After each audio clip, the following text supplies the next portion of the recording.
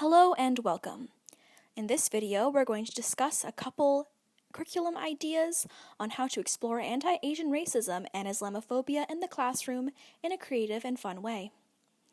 As most university students will know, a lot of curriculum in university is lacking. No one likes to spend most of their time reading over hundreds of readings only to discuss maybe one in class.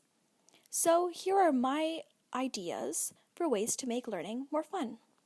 The first would be historical mapping. I believe understanding the history of a phenomenon is key to understanding how it still impacts people's lives today.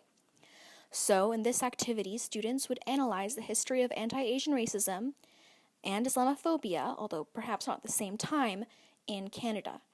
So they would start out with a timeline, and there would be the option to either assign students particular eras in history or to simply let them run wild and search up whatever interests them.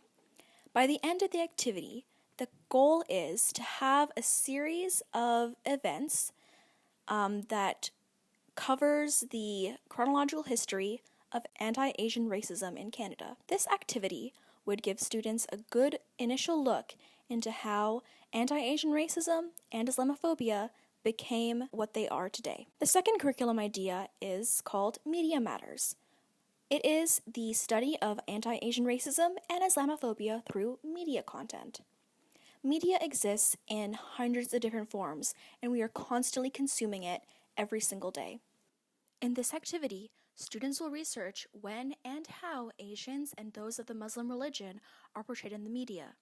Students should also be aware of when Asian and Muslim voices are missing from the media narrative. On top of this, students should look at what kind of characters are being given to Asians and Muslims, depending on who is creating that media.